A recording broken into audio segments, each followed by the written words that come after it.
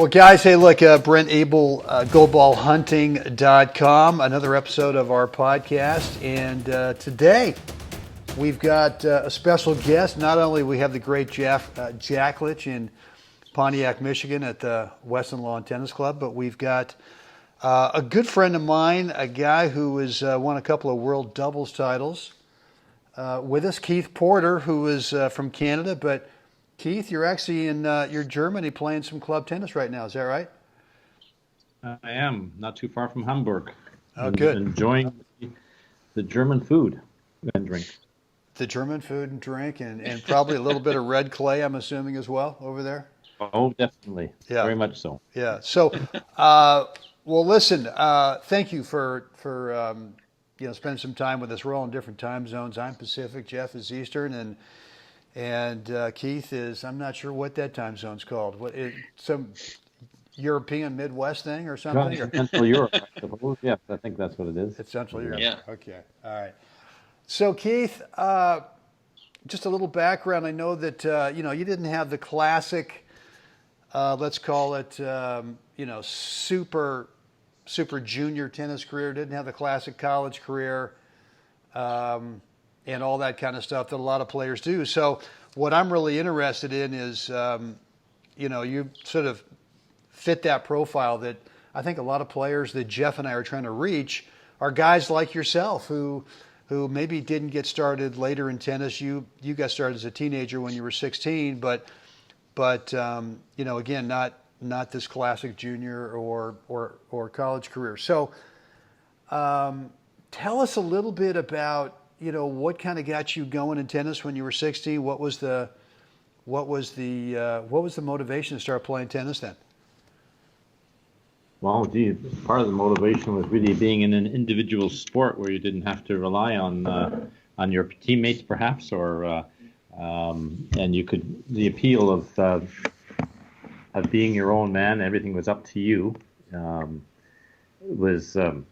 Was overpowering, really, especially when you start winning a few matches and you sort of say, hey, maybe this is worth giving it a try. Yeah. Did you have any specific kind of instruction in terms of technique, or was this kind of when you started out, this was a kind of do it yourselfer? It was pretty much a do it yourselfer. I mean, I had some local club lessons at the local club given by the parents of and the executive, but it was really just getting out there and hitting balls and experimenting and see, what happens if I do go under the ball, go over it. And as a teenager, many people, I think, spend a lot of time on the courts just fooling around, and it was kind of an experiment doing that. But there's also some focus to it as well, and I've more or less just kept that focus on. I mean, we all have many of us have jobs that we have to be paying a lot of attention to, and family as well. But when you do get on the tennis court, you try to make the most out of the hour that you have, or the time that you have, and think about what you're doing and focus on what you're doing at the time you're doing it. So it's been a lifelong journey for me, and very pleasurable, especially with the people that you've met over the time. But well, that's true. When I've been and I would also think, being from Canada, that your available court time outdoors is certainly limited, and so you got to make the most of it. And it's Jeff, I was kind of curious as Keith was talking about. Let me kind of see what happens when I come under the ball. Let me see what happens when I go over the ball. Right. And sort of this sort of self-discovery of what those things feel like. Totally. I think that's just it's a great cue for our listeners, that you've got to tinker with this stuff, and you gotta experiment and not get locked in. I don't think to the technical, let's say mind-numbing technical. Do it this way. This is the only way you can hit a ball, and that's just not the case. We see it all over the place. Players that are successful at all levels of the game that have strokes of all varying shapes and sizes and everything. So I think that's really cool, Keith, that you paid attention to it as you were doing it, though. So very much so. Some things didn't work, and you sort of go back to what works for you after a while, and certainly playing matches and discovering what happens, what your tendencies are, and sort of self-reflection after a tennis tournament can help as well. You decide what has worked well and what hasn't, and just move on from there. But it's a journey. It's not going to be overnight. So tell us, what are you doing in Germany right now? And you're playing you're playing club tennis there for a German team. Is that right? Club tennis on Saturdays, good level, and I have another Canadian with me here, and we're practicing almost daily, and the team members are practicing daily. As you mentioned before, when you're in Canada, you're almost always playing doubles, and there aren't a lot of court time. So I'd like to expand on my singles, and there's specific things I got to work on while I'm here. One of them is the drop shot, which is a lot more important in singles and doubles, and a lot more important on clay courts than on fast courts. That's one element that's important, and I also try to emphasize serving wide on both sides of the court, both in the deuce and the ad court, because if you go, the receiver has to be moving when he hits the second shot, which I think the pros are discovering more and more. So I'm trying to improve my services wide, my service motion to get a higher percentage of first serves in off the sides of the court.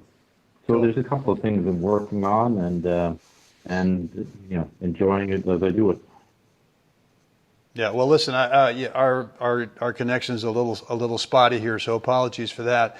Well, listen, I mean, here's a guy, Jeff, who's I think second year 65s, third year 65, something like that, Keith. Where are you in the 65s? Third year 65. Okay, so here's a guy, third year 65. Last year he got the finals of the indoors in Minneapolis in singles. Has won 2 world doubles titles, and obviously has got just a string of success that is enviable by anybody. And yet, the guy is out there working on his game every day. It's like a never-ending quest, right, Jeff? I love the idea that the process, Keith, is a logical process. Why do I want to hit the ball out wide? So you're taking it and thinking about, I want to do this because I want to make the guy have to be on the run on the second shot. And I think that's just a great, another great nugget there for our listeners to it's not a single shot execution in whatever we do in tennis. It's usually some sort of combination that you're trying to put together to inflict some pain to get the result we want. That result that you're looking for there is, can I get the guy to hit the ball not in the center of the racket on the second shot? Can I get him to be a little off center? Can I get him to be the timing just a little bit off? Can I get him whatever it might be so the ball comes back, 5, 10, 15% weaker, right? That really kind of dishes up something for you to work with. So I think that's really great for our listeners to pay attention to, is that we're always thinking in combinations, not just, if I hit this serve out wide, maybe he'll miss. That just doesn't solve the riddle, That's right. That's often enough to make it warranted. That's right. That's right. So, look, Keith, I want to ask you a question, and I think you answered it in the email that you sent back to us, where I asked for a little bit of bio, but I want to hear it from you, which is, well, there were 2 things I wanted to ask you. Number one is, what are you working on right now? And you just kind of teed that up for us in terms of the drop shot and learning how to serve out, or just working on that out wide serve. But at some point, when you were sort of middle of the pack as a senior player, when you were kind of coming up and you were getting better, was there one thing that really kind of made a huge difference, that whether it was stroke technique, whether it was strategy, whether it was mental, whether it was physical, whether it was nutrition, was there one thing that has really helped you separate yourself from the rest of the pack?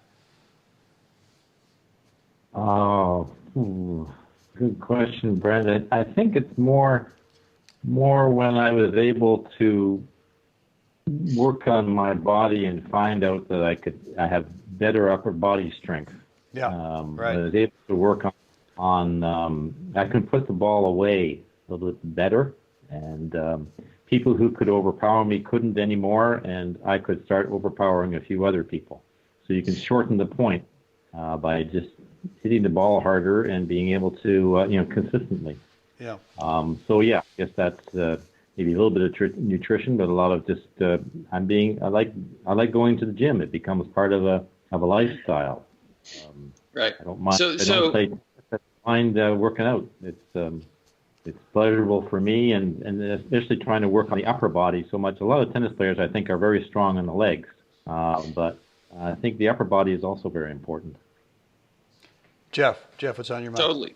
Yeah, that was actually one of my questions was like how much was the fitness, elevating your fitness. So that was really the catapult that got you over the hump and started to make you feel like when you walk on the court, you're not going to get pushed around. You have a sense of confidence simply from knowing physically you've done the work and kind of can handle whatever comes your way. Very much so. It helps your confidence for sure. Knowing that comes down to the third set, you're still there. You're not going to get beat on fitness. That's right. Right. So I think that's really, again, a great key there is that, the fitness aspect of it, again, elevates your mental aspect because if you as you're trying to figure out a way to win, one of the ways is, can I stretch this match out longer and just make it last longer? Can I outlast this guy? And so. Well, what are I you think doing, Keith? What are you doing in the gym specifically? Can you give us a couple things that you're doing in the gym to build up upper body strength at the same time not kind of bulk up to where you kind of lose that flexibility? I'm not sure if I'm an expert in all this because seem to be so many experts out there. Well, but something's working for you. I like the free weights because I like the idea that not necessarily the machines where you're only going one way. You get some flexibility with the free weights. I don't use 15 pounds free weights on my upper body, on my upper arms. Right. And I actually try to simulate some tennis motions, either the service motion or the twisting of the body and raising the arms up on a backhand or a forehand. Just so it's similar to tennis motions, but with more weight in my arms to do that. That's what I've been. Okay. Yeah. No, that's good. I think Awesome. that's smart. I mean, it's obviously you're not beating yourself up in the gym. You're doing just enough on sounds like a regular basis that it's got some real benefit. And I think one of the things that I want to get across to all our viewers and listeners out there and our students is that this stuff is built up over time. It's not like you're to go in the gym on Tuesday, Thursday, and by this weekend you're the man. It takes time, and I think, Keith, you even mentioned it. It becomes a lifestyle, and and not only with that, but with nutrition and eating and practice and all that kind of stuff. So. One thing I'd like to add, I guess. I got another question for you, Keith. There. So what's your favorite thing about playing tournaments? You're traveling internationally right now, which is the coolest thing ever. So, share with us, what's your favorite thing about that experience? Wow, there's lots of good things to see. I mean, the players I'm playing against from all over the world now are really, really good guys. There's no, everyone's competing to win, but at our age, we know it's just great to be out there, and so the camaraderie that comes from playing with these people is really good. The playing doubles with them is very nice. I play with a variety of them from tournament to tournament, and just get used to their games, understand how they play and what their probably strengths and weaknesses are, both as an opponent, both as a partner as well as an opponent. So the variety is very, very helpful. I guess I'd just like to add something about nutrition as well. I think I became a lot better when I made sure I had a banana and a couple of things in my bag. I would often forget that, and it hurt me, especially in the times when you've got your match starts 2 hours later than you think it would. So I think that's kind of important as well. But the European way of eating is quite quite good as well. I enjoy there isn't a lot to eat. You don't overeat, but it's all good fresh food, and I enjoy that very much. So That's cool. That's cool. living my Awesome. dream, I guess, as a retired guy trying to play tennis and see the world and meet and see other players at the same time, staying in shape. Pretty good. So I'm going to see you in Umag in September. You're playing on the Canadian team again for like the gazillionth time. This guy's like, it's just an ink. You just on put getting in Keith Porter's name there every year. So that'll be fun to see you. And then are you going to stay around the following week after the team event, Keith, and play the individuals again? Yes, I usually do. It's a long way to go for just 1 week, so Right. 2 weeks is good. Although you tend to be a little bit tired after playing each day in the team event, but Right. it's an opportunity not to be missed. And then who are you partnered up with in the individuals for doubles? My longtime doubles partner from Canada, Jim Cameron, is coming back from injury. Okay, So that's right. That's Yep, right. Yeah. maybe even win a third title. Who knows?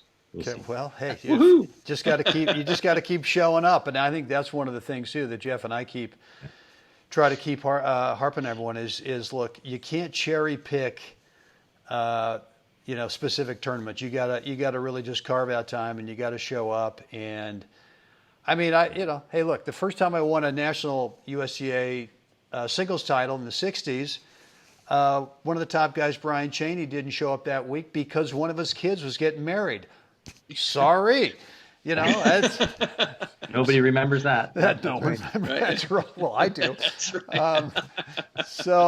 I think it happens in the seniors too. Is that you never know. Someone can get hurt. Someone can whatever. And so if you keep showing up, you keep putting yourself in a position to, like you guys did for the 2 world titles. I mean, you were there, right? And I think one year there was some rain and there was some funky things going on with that, but no one remembers that. All they see is you and Jim's name, on the champions roll. So, well, listen, a lot of fun, Keith. Jeff, any other questions or comments for Keith before we sign off today? I get one quickie, because I'm familiar with it. Brent's familiar with it, but maybe there's some listeners that aren't familiar with it. You're playing. You're in Germany right now, playing on a club team, and that's a totally different experience than playing, say, league tennis here in the U.S. So like, share just a little blip, like how do you end up on a team in Germany? Personally, I ended up on the team through a friend of mine who was looking for a teammate on his particular team, and that's how it transpired. I guess winning a world title didn't hurt too much, but my friend from New Zealand invited me, and I said sure. The German league system is so extensive. We have 6 singles matches followed by 3 doubles matches. Wow. Starts at noon. The matches are a third set super tiebreaker, but it's still 7 o'clock before you're done. And the host team lays out a spread of dinner, and you're done by 8:30 and drive home. So it takes a lot more time than it would in Atlanta or Toronto, where maybe you play at 7 o'clock and you're finished by 10. But again, camaraderie that's built up is tremendous. The ladies have exactly the same things, but the ladies keep to themselves and the guys keep to themselves. Well, it's obviously set up, Jeff, to be much more of a social deal where, we play a league match at the Berkeley Tennis Club at 1 o'clock in the afternoon, and we're done by 3, and they lay out a huge spread of tortilla chips and salsa.